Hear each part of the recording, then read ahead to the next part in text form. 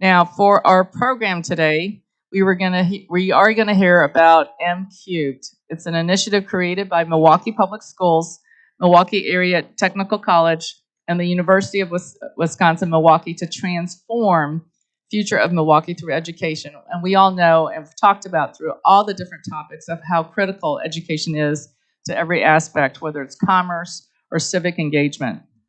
So please welcome to the stage UWM Chancellor Mark Mone, MATC President Vicki Martin, and MPS Director of College and Career Readiness, Dr. John Hill.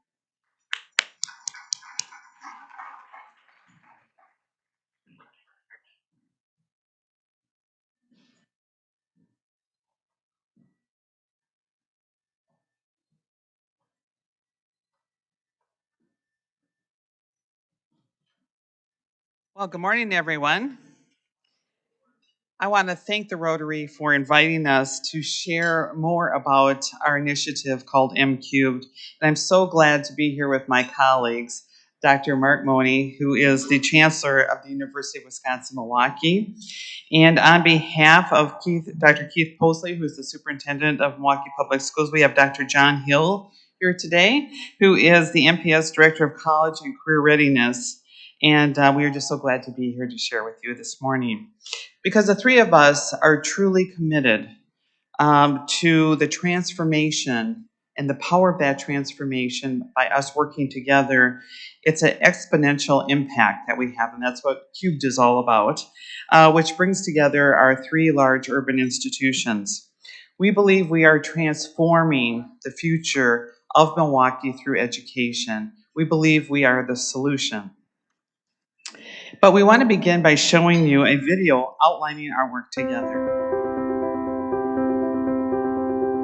M-Cube is transforming the future of Milwaukee through education by multiplying the power of MPS, MATC, and UWM. These three institutions of public education are closing equity gaps so all students succeed. And empowering students and families to build the future they want and deserve.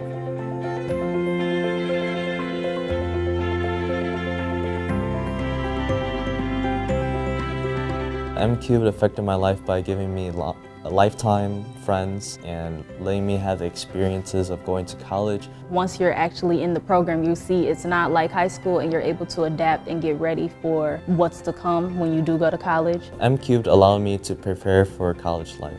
It helped me understand how to structure my day. I was very comfortable starting my freshman year after going through M-Cubed. I felt like I knew exactly what needed to be done. I knew how important looking over your syllabus before classes started was. The real world is not gonna have everything lined out for me because I have to set my path and follow that path. So I believe it just prepared me for the real world. This is something that has really been able to cut the cost of college because they are able to complete classes before they get onto the college campus. And what we have demonstrated is those students can take that 21 credits. They have found that they can be successful. They get support from their faculty, they get support from their counselors, and from their parents.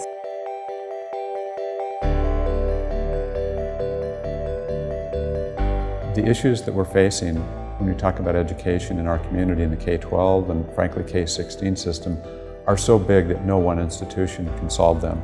We really need everybody to come together. M-Cube is so important for Milwaukee Public Schools because it gives us an opportunity to work with our young people to ensure success. And these are opportunities that they know when they walk out of high school that they can and will be able to do college because they have been successful in a high school experience at the college level. Our purpose for M-Cubed is really to transform the future of our city through education.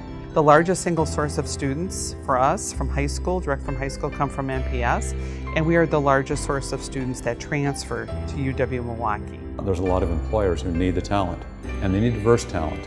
M-Cubed is the answer, because we can put more people into 2-year and 4-year degrees with diverse backgrounds than any other type of program that you can get. It really is an early way to acclimate and get students involved with the campus and much more likelihood of success for coming through and ultimately graduating from UWM.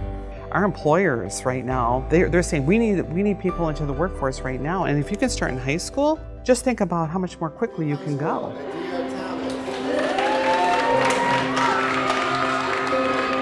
After college, I would like to go to medical school so that I can go on the path of becoming a psychiatrist. I'm very optimistic about the future, mostly because I have a great connections with everyone that I have, and I have just the resources that I need. It showed me, just how much I wanted to go to school and to make my own decisions and prepare me for the real world. I feel very great about it.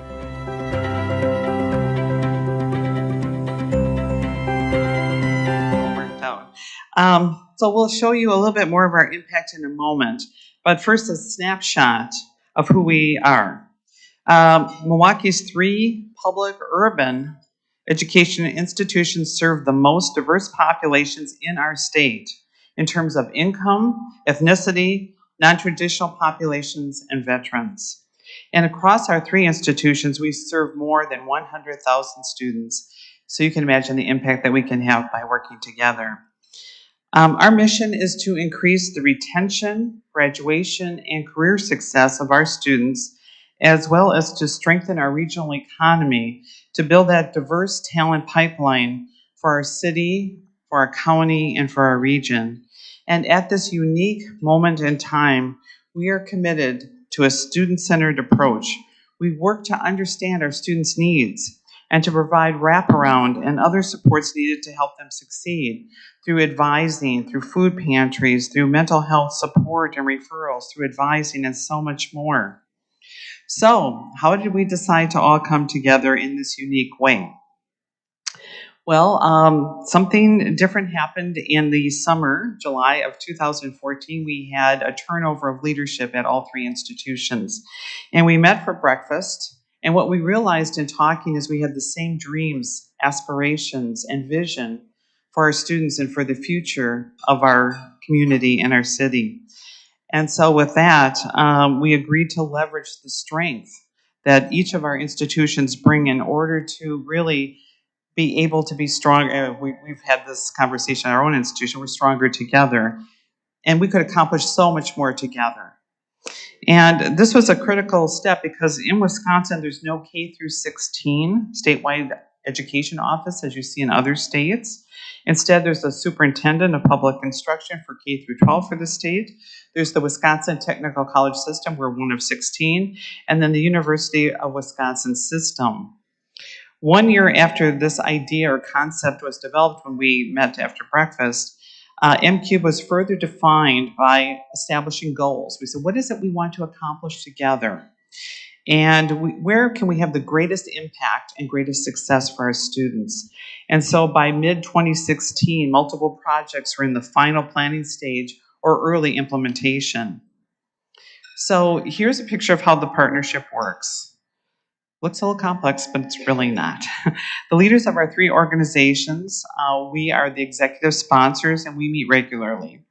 And so then we selected some staff and faculty from each of our institutions to co-lead the goal and support teams, and to identify strategies and metrics for M-Cubed.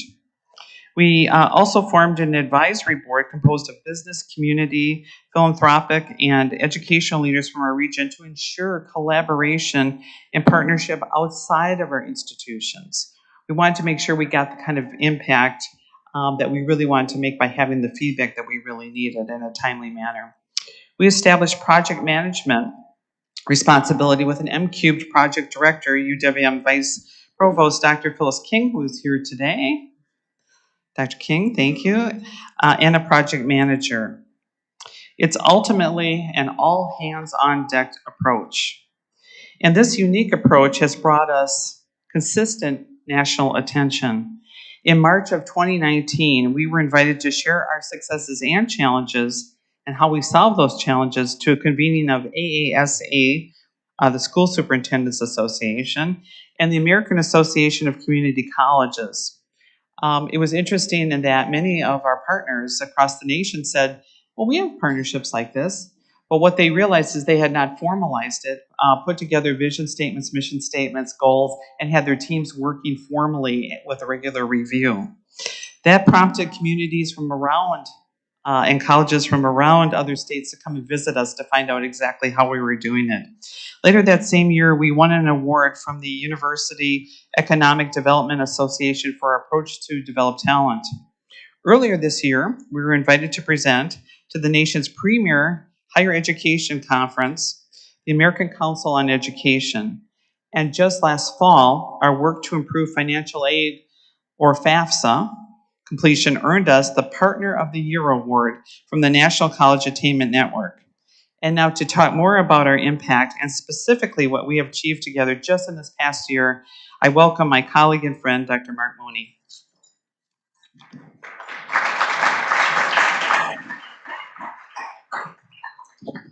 That was great, Vicki. I really appreciate our partnership as well as what we are doing with MPS, John. I do have to tell you, Vicki didn't talk about blood loss. And that's a significant concept in terms of how and why we came together. In 2014, when we did have that breakfast that Dr. Martin was talking about, we realized we'd been running into each other an awful lot the previous several months, and we were pretty much all in interim roles in our different capacities.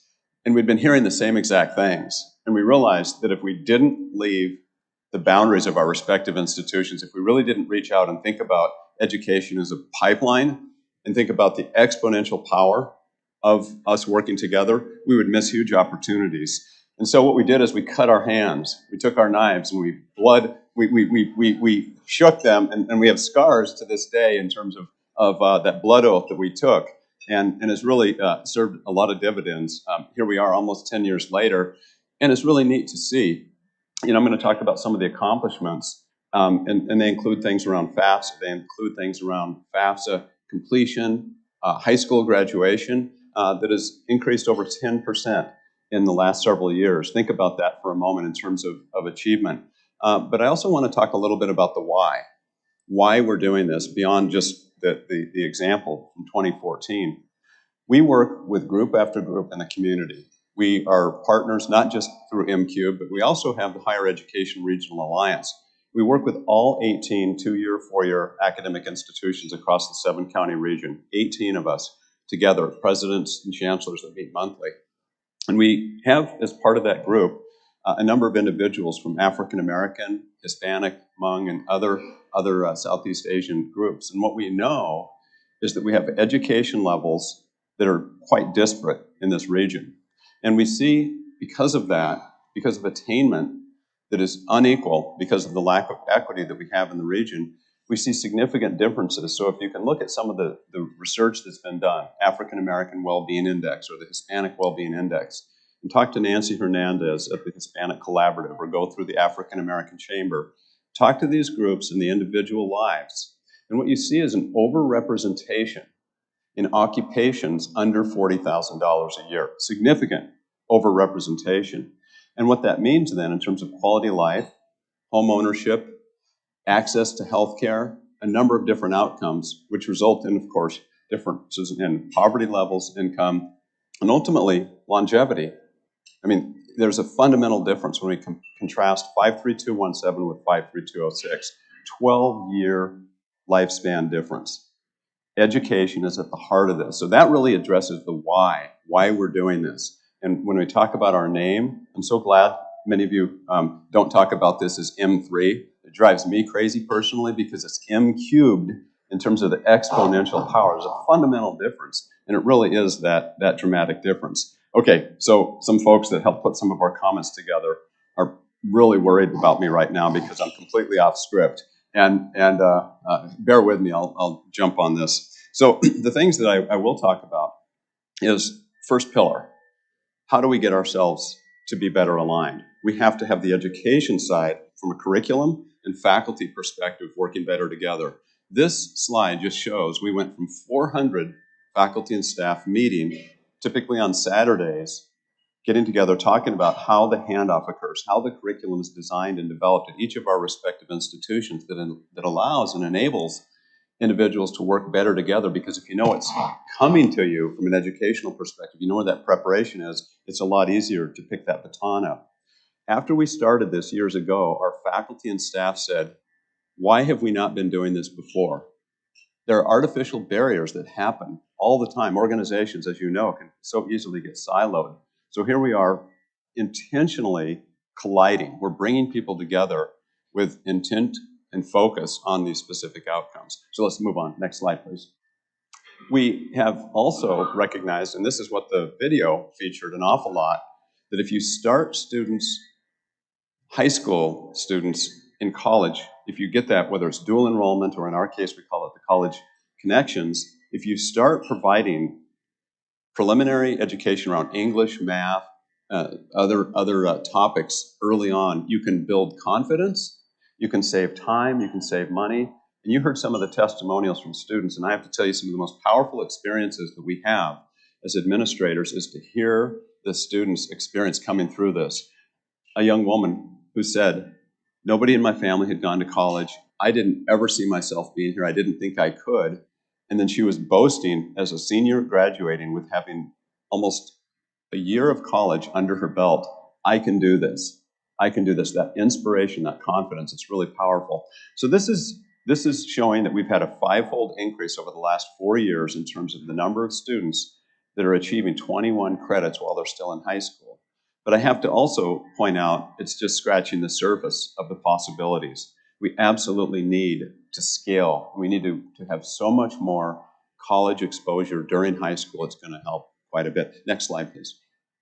We also, when Dr. Martin talked about the wraparound services and parents and things like that, we've developed Parent Institute, and we help with a number of different things. Some of the areas of focus, when we work with parents, specifically, we look at a number of different skills, a number of different things for helping model and mentor. So some of the programming that occurs, and when you think about parents, when you think about Milwaukee, it's not just mom and dad. Sometimes it's the aunt. Sometimes it's the grandpa or grandma. It's a very, very different configuration than what a lot of us might consider in terms of who plays that role of parents. So we work an awful lot with how we coordinate with teachers and counselors, principals. We really want the parents to be involved in encouraging college exploration. It's that mindset that starts at home. And there's a lot of folks that are first generation, non-traditional. So we really have to look at what's happening and how do you provide more support for emotional, social development and create that supportive home learning environment. No surprise, the pandemic really hammered us all. It hammered all of our education capacities, and particularly what we found in the K-12 environment is the technology components were quite stressed. You saw that in the news all the time. You saw Dr. Posley talking about what was happening. And I know, John, in terms of career readiness, pipeline types of issues, it just really put a crimp in a lot of our work. But we've had 1,000 parents involved in this institute over the last several years across 30 different MPS high schools. And then a big thing that we've acknowledged is the importance of FAFSA. So you've seen some of us at MPS school board meetings. You've seen some of our testimonials about the importance of this. FAFSA, if you're not familiar with that, that's the free academic federal scholarship application form. And this is the gateway. You cannot be eligible for grants and loans, and in the case of MATC for their Promise program, and for the University of Wisconsin system Promise program, if you don't have this, it has to be done every year. And there's a lot of folks in Milwaukee that have never heard of it. There's a lot of parents that have never heard of it, and parents have to be very much involved with this. We have, because of our combined efforts, we have come back from the pandemic at a rate twice the national average in terms of the increase in students. We've also hit some pretty high levels nationally in terms of how the FAFSA rate enables a lot of our students to qualify for college aid. Let me put this in perspective. Because of the low rates in the state of Wisconsin of FAFSA, we have left $40 to $50 million a year in available funds for college. That's how important this is. Think about the dollars and what could happen. This is across the state. So by having these higher rates, we've been able to make a huge difference in terms of students being able to participate in this. So going forward, where does this go for employers? We are really proud of the career fairs and the opportunities for employers to come on campuses and to spend time with MPS students in particular to start them recognizing a couple of things. When you have 1,000 students or 700 or 800 students for the first time dressing up for an interview, being mentored, being coached on what's going to happen, being able to interact with employers, that's a development aspect that hasn't occurred before. It's also the first time for a lot of these students to be on our college campuses, another win. But it's also, from the employer side, a first look to have juniors and seniors in high school where we have between 70 and 80 employers, and name a lot of the large employers, a lot of the small employers, and if you want to participate, we've got some contact information for you to get that junior or senior in high school for a summer internship or for employment after high school before they're on the way to college. So this has been a great thing for us to be able to do and welcome the students and employers for these types of activities. We also piggybacked on this. Kohler has recently joined in terms of some of the work around our employer advisory group. And they have hosted a group of MPS, MATC, and UWM students to look at particularly STEM fields and a lot of the great things that are happening at Kohler, for which we're immensely grateful. I do want to give a shout out for Kohler support, for the Herb Cole philanthropy support, and others that have really helped along the way in terms of remarkable activities. So with that, I will now hand it over to Dr. John Hill for work in terms of what's happening in terms of starting with what we've learned. John?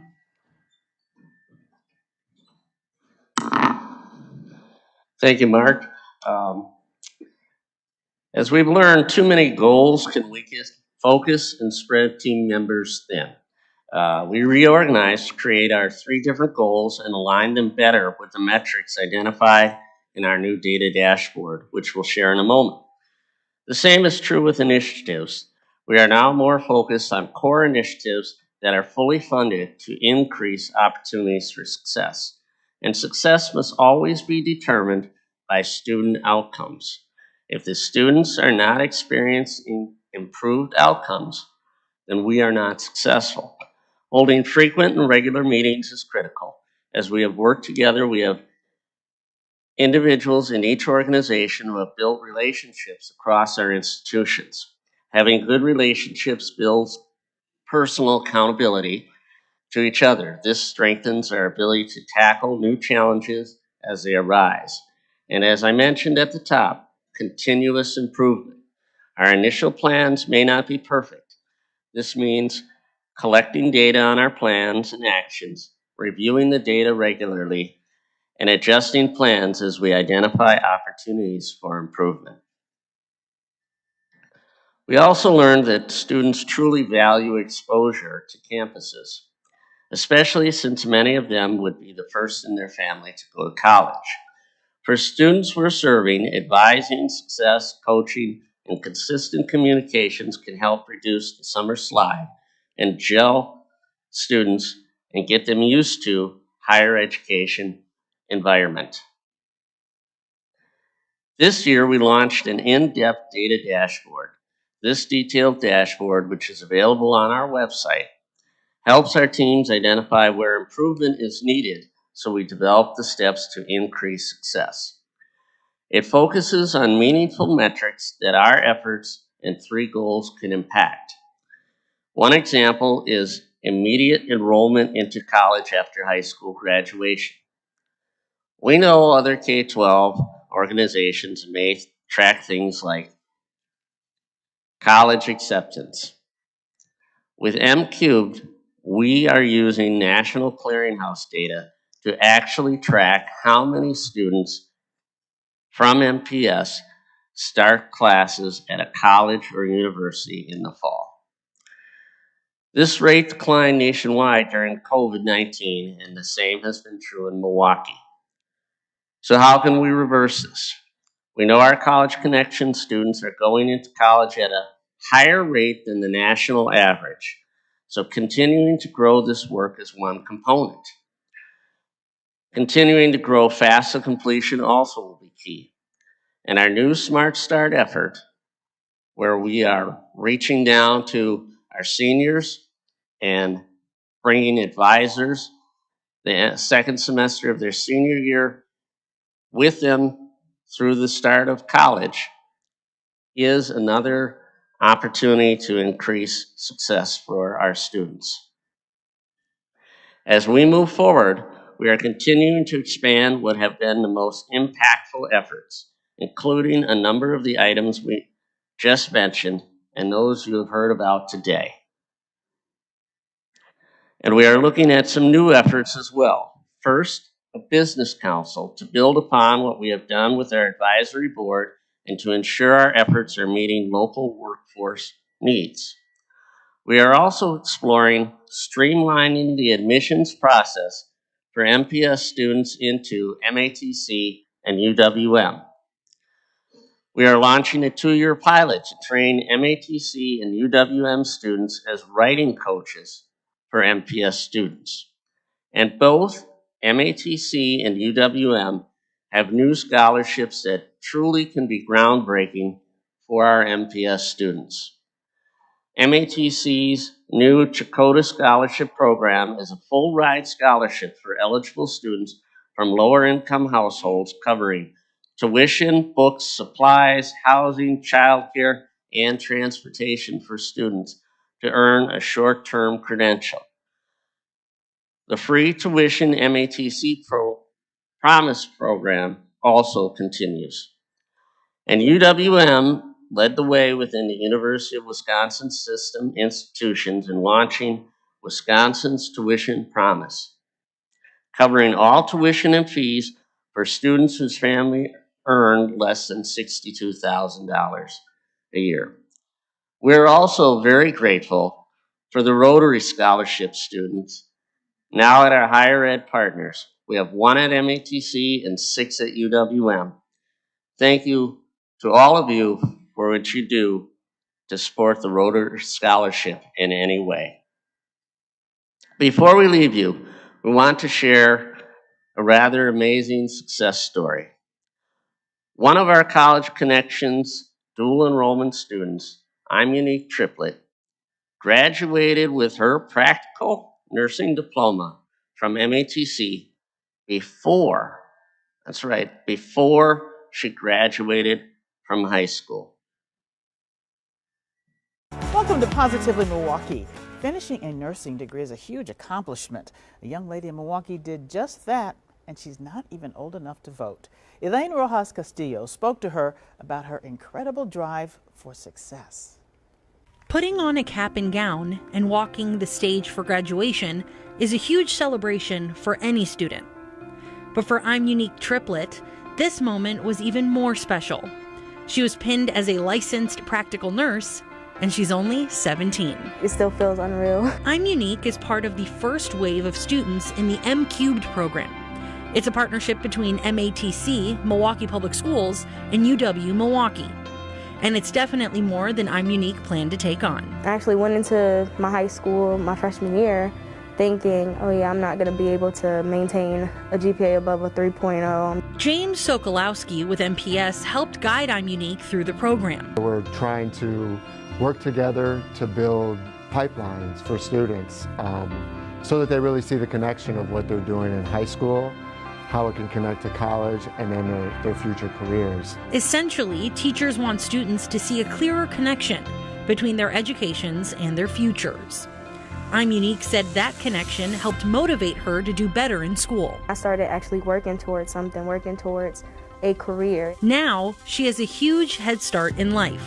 She has a degree and no student debt, which frees her up for other goals. If I want to, buy a house, buy a new car that doesn't have two-wheel drive because it's Wisconsin. Thousands of high schoolers have gone through dual enrollment programs at MATC. But Erin Sherney says most students don't finish a 2-year secondary degree before they graduate high school. When she said she was going to pass, tears, just straight tears, because of the hurdles that you jump through, because of the drive that she had, because I know how hard it was, especially during a pandemic. Now, I'm Unique's teachers are hoping she can be an inspiration to others. As far as role models go, you can hardly ask for better. I feel like it definitely should be an opportunity for other people, to be able to take. They should really know about the program. I'm Unique is already off to a great start. She just began a job at an area nursing facility, and she's hoping to become an RN. And her teachers are actually confident she could even become a nurse practitioner, the highest level of nursing. The wonderful thing about Amunique's story is she's the first one, but she's not the only one to achieve this. More on track to earn an MATC or UWM college credential as they graduate from their MTS high school this spring. And as we mentioned, even those who do not earn a credential are leaving with up to 21 college credits they can use at MATC or UWM, as well as many other institutions. I'll turn it back to Mark. Thank you, John. Just two quick closing comments.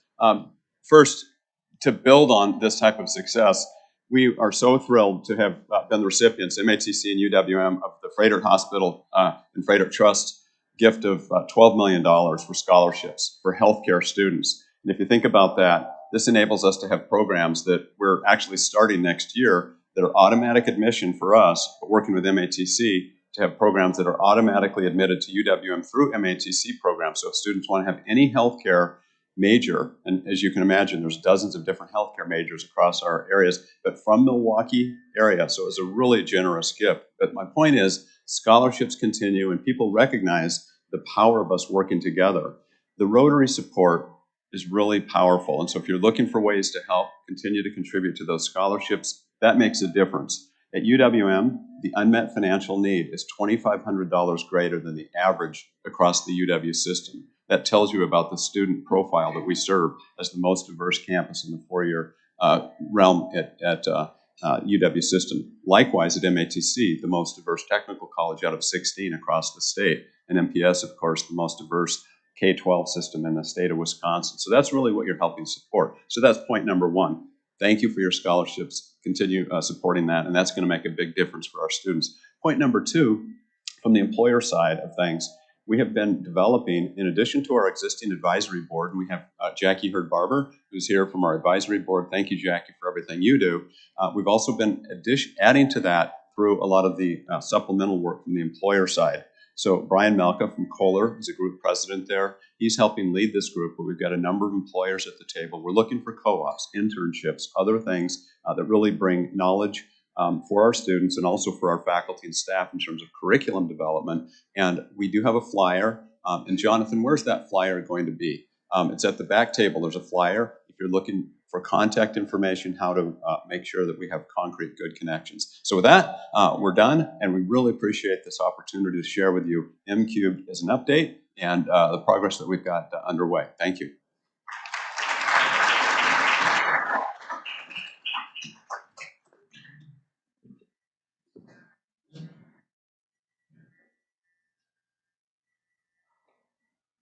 Is this ready to go, Aaron? Thank you, sir. Hi, Dan Butcher, President and CEO, War Memorial Center. Love what you're doing. A program that I participated on a few years ago at Harvard, focused on the East Coast, disadvantaged youth, and the program to get them to success. So that meant graduation, get them to the TCs, getting them to the universities. But they included something that you guys do not look at right now. And I'd like to just propose this. The only problem is you may have to rebrand. It's military service. And it met all the same components that you're looking at right here. And they viewed that as a successful, meaning getting them to and through they're coming from very difficult backgrounds, as we all know that. It gets them into the teamwork, it gets them building it, etc. Would that ever be something that you would measure and consider as a measurement of success going forward? And again, you'd have to rebrand M4 if you add the military to that point. Thank you very much for what you're doing. It's a great program. Dan, thank you. Thank you for your service. Can you hear me okay? Is this all right? Okay, so thank you for your service. Thank you for your past work with the VA. We met earlier, and I think that's incredible. I do want to point out that we have a number of programs right now. I know at MATC, the support for veterans, and UWM, we've attained this last year top 5 in the country military-friendly status, as well as gold military-friendly, because of exactly the types of support and things that you're looking at. I don't know if we have a lot of folks who want to be part of the M-Cubed in terms of rebranding. We'll have to look at that in terms of the brand police and things like that, but we do welcome opportunities to explore more. I'd say connect with Jonathan. Let's talk about what we can do with specific military programs at our respective institutions. I'd just like to add that we do give credit for military experience and training, so that gives them a head start right away. And so we certainly welcome and do recognize, and especially MPS does recognize that as a success measure. Yes, and on the MPS side, we do promote military service. Our policy includes military branches, the same as college visits.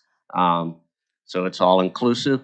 The only slight challenge we have in terms of metrics, we are unable to get the data of how many students are graduates enlist in the service. So that's one reason we don't report that. Our National Student Clearinghouse data gives us all of the post-secondary institutions, but that would be something we would be very interested in acquiring at some point. Hi, Joanne Bruno. Given the historic graduation rates at MPS, the work that you're doing is really, really amazing, helping students overcome the obstacles that they have in their lives. I'm curious, without getting too much into the weeds, about the logistics of this. How does a student at MPS get 21 credits? Are they doing things on campus? Is this online?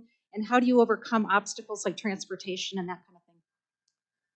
Thank you for that question. That's a great question. So the College Connections program is completely on campus. So the students spend Monday through Thursday at MATC and Fridays at UWM for the general pathway. So we have three pathways.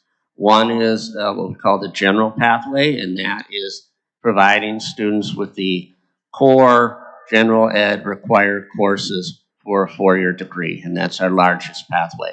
Then we have the nursing pathway, which you heard about with Monique and her story, and that is solely at MATC, because that's the LPN associate's degree. And then we have an education pathway that we are kind of slowly trying to build out, and that too will go on both campuses. So the wonderful part is our students become students at MATC and UWM. So by taking a certain number of credits, they qualify for the MATC bus pass. So they can take the city transportation to get to campus and to UWM as well. We do provide this year, thanks to federal funding, we've been able to provide meal cards for the students at both locations. And then we have two staff members that support the students right at MATC and UWM. So that's the College Connections, the full 21 credits. We also work with MATC and UWM a lot with dual enrollment, where their instructors actually come to our high schools. So we've had different trade and technical instructors from MATC coming into a variety of our high schools. A perfect example would be Obama with the HVAC program, heating, ventilation, and air conditioning. And then we've had UWM instructors, English and math, coming in and teaching entry-level math and English classes right at the high school. I would just like to add that the success of those students in that College Connection program, almost all of them continue on. Maybe not at our institutions, but many do, the majority do, but some also go into the military, and we count that as a success as well. And Joanne, your question is spot on, because the ceiling, the ability for us to scale that does come down to logistics a lot of times. And this is why it's so important for us to continue to channel resources those ways, and you know, to recognize beyond just that specific program that is 21 credits, all facets of dual enrollment, which we all have efforts to really expand. It's so important to get students started early. We're seeing fewer college students. If you didn't know this, in terms of if you're from an employer side, there's fewer college students, there's fewer high school students, just demographically, and then the participation rate in college is also down. So we know it's even more important to get this started earlier. So we are continuing to channel more resources, and more help is needed. what you've got in public education today is an interesting challenge from a funding perspective, as you might appreciate. And I could go on that particular front for a while, but that's something that is vitally important, I think, for all of us. Hi, I'm Tim Hunter, President of All Star Technologies, and I've got a bunch of things here, so I'm just going to try to be brief and succinct here. Number one, I think I heard on the UWM this morning that there's a high school, at least one high school in MPS, that's requiring FAFSA to graduate. So students have got to fill out FAFSA, so that's fantastic. I mean, that's absolutely fantastic. So yes, it's nice to hear the UWM story came out. It's not just one high school. It is a new graduation requirement for all MPS students to complete the FAFSA. We do offer a waiver for those students that may have specific reasons why they are unable to complete the FAFSA, such as maybe being undocumented. But the key to that requirement was engaging every student in the FAFSA conversation, whether they could complete it or not. So they weren't foreclosing on the idea of post-secondary education. So this year's group, the class of 2023, will be the first MPS class that needs to all go through the FAFSA process. So that's fantastic. So thank you for that. Another thing that I just really love to see here is that you got MPS, MATC, and UWM connected. And as a guy who went to community college myself, I think this country has been woefully undervaluing our intermediate technical schools. So we need technical people, and we need to get people into technical schools. So this is just fantastic. So thank you for that. And just one other comment is I had an intern working for me. He was a student at MATC in computer science. And he was totally unaware of the college tracks program that you had in order to go 2 years at MATC and get into UWM or Marquette or MSOE as a junior standing. He was totally unaware of that. And he said it was like pulling teeth to get out of his counselor. So something that might need to be fixed and this was just 3-4 years ago. So. Oh, thank you for that. Really appreciate it.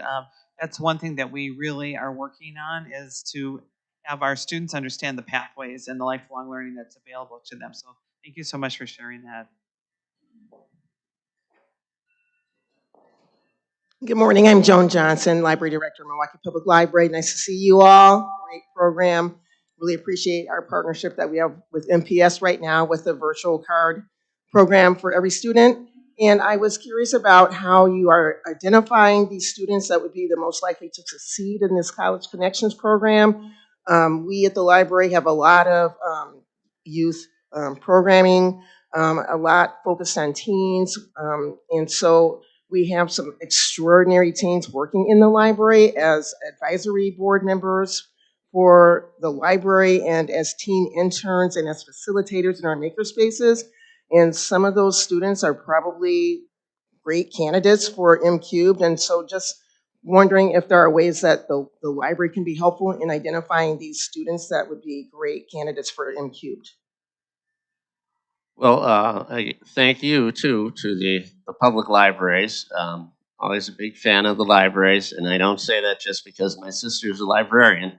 I say that because we value the libraries. But in terms of identifying students, so when we first started M-Cubed, College Connections, our initial thought was this would be a program for students who were successful in high school, but not into high school.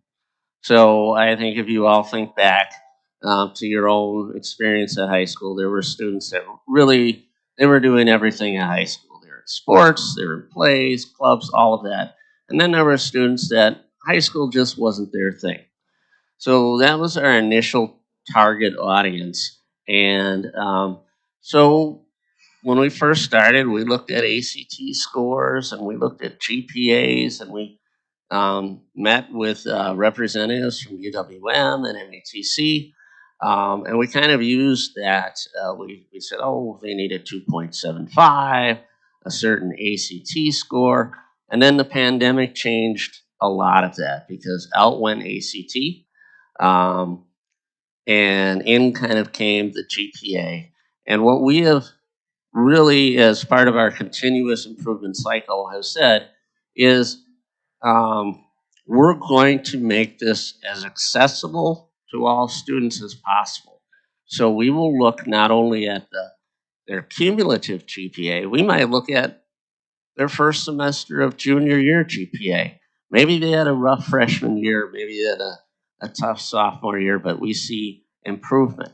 So we've had students that have had as low as a 2-point GPA and really low ACT scores go into our program because it's really about the success mindset, that growth mindset and their drive for them to achieve success. And when we look at all students, we meet with MATC and UWM.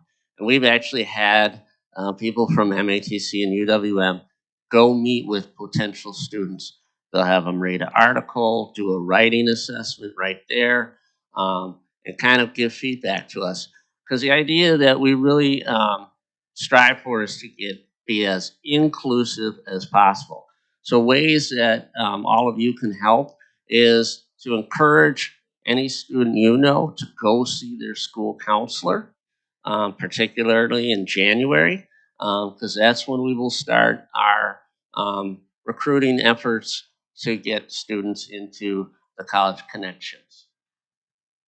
I just want to reinforce that and recognize that as big as our institutions are, much like the previous question, you know, as much as we can talk about it, share this with you, sometimes that word doesn't filter down. If you have 80,000 students in a particular education system, not all of them are going to hear that. They're not all going to be, as John said, into school. You know, they may be there, but they may not be as into it. So they may not be dialed in as well. And we do everything we can through social media, counselors and things. But you know, let's face it, even in college, meeting with your counselor, meeting with your advisor is not the most favorite thing to do a lot of times for some students. So oftentimes, particularly in a library setting, I think that there's trusted mentors, there's advisors, there's people who can be that little nudge, that extra encouragement. So I just want to reinforce that in any roles that you have to encourage K-12 students in MPS to be aware of these types of opportunities.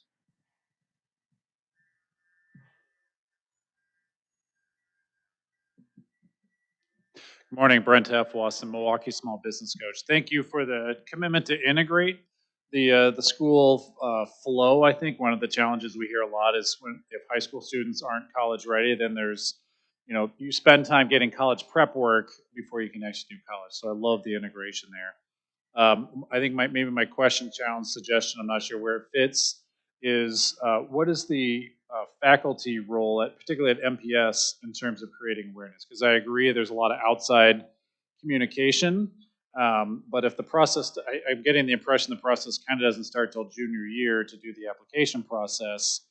But I think by then, if you haven't set your mentality and your mindset on I'm able to do higher education, you may have already checked out because you don't have there's no path for you beyond 12th grade. But perhaps if it started as soon as freshman year from the faculty of, you know, hey, I don't know if you've thought about this, but essentially you can be done with it in almost an entire semester. If you add APs, I'm sure there's the opportunity to be over 30 credit hours at essentially no cost. That may change the dynamic for other people who say, financially, I can't go, and all the obstacles that typically show up, particularly for first generation college students. I'd love to hear your thoughts on that. Well, that's a great idea. And in fact, we are talking about that right now, how to push this down to our freshmen. And we're even talking about exposing middle school students so they know. One of the biggest challenges in high school education, and it's not just in Milwaukee, it's high schools in general, is ninth grade. So really, I always say the most important teachers are your ninth grade teachers because ninth grade is kind of what really sets the path for a lot of students. So unfortunately for a lot of students, they transition to high school and they struggle. And as a result, after that ninth grade year, they are credit deficient and they are spending the rest of their time trying to catch up. And when you're doing that, you have to take those credit recovery courses or repeat courses, and you are have essentially eliminated yourself from these kind of opportunities. So really being on track, as we say, on track to graduate is the critical linchpin. So we do have somebody working on a project to develop communications for ninth graders as well as for middle school students. And we've also, with our Parent Institute, have been incorporating that message to the parents that participate in the Institute. And one last project that we have just kind of started, so it's really in the early stages, is educating our K-12 faculty on post-secondary education. So for many of us, we remember it as we went through it, but I'm sure Vicki and Mark can tell you, it has changed dramatically in the last few years. And I always point out to people, one of the biggest misconceptions now is college remedial courses, and I will let them talk about that. Well, just to address, I think some of the career planning so that they can think a little bit ahead in terms of what they need for education. We do have our Director of Recruitment and Marketing right here to talk about our middle school initiatives. And we actually have some hands-on activities in some of the trade areas that we bring out to the middle schools so that the students can actually, and it's age appropriate, so they can actually get some hands-on experience. So they can understand what is really involved in the different careers because they have no idea what's really available out there. I also chair the Bradley Tech Commission, Bradley Tech High School for MPS, and we do start in ninth grade, having them look at a number of different areas, but it starts really in the middle schools, and we have some key middle schools that really look at some of the trade areas and technical areas. And so I think that we are really a lot more cognizant of it's got to start early, it's got to start young. Middle school would be the best, so by the time they get to ninth grade, they really have an idea of what they want to do and they get the support then that they need to finish up. I just want to reinforce your concept of we need to start earlier. Junior and senior and high school years, there's a lot that's already baked in terms of the pathways. I take it the other extreme and I say, we have open doors activities that happen in a number of organizations across Milwaukee. And when we have open doors in our School of Freshwater Science or open doors in our Peck School of the Arts, I've been advocating, and I haven't been successful yet, but I want to have coloring books because I want like a different kind of K, as in K3, K4. I want first graders to bring home coloring books talking about what it was like to be on that research vessel, to start the McDonaldization of, that inculcation at a very young age has to happen because we've got a lot of non-traditional students. We've got a lot of people whose parents haven't gone to college. And so when you're talking about that first generation, to understand if I want to get to this role, if I want to be that person who's helping study and recognize what's happening in the Great Lakes, or if I want to be that speech pathologist, or I want to be that engineer, I need to start the math tracks. I need to start that much, much earlier, often even than high school. I need to start laying that down, getting families used to that. So we understand at M-Cubed, it really is that larger context that starts early, just to reinforce your point. And again, that's kind of a community role as well in terms of being involved with our schools and helping reinforce those messages early on.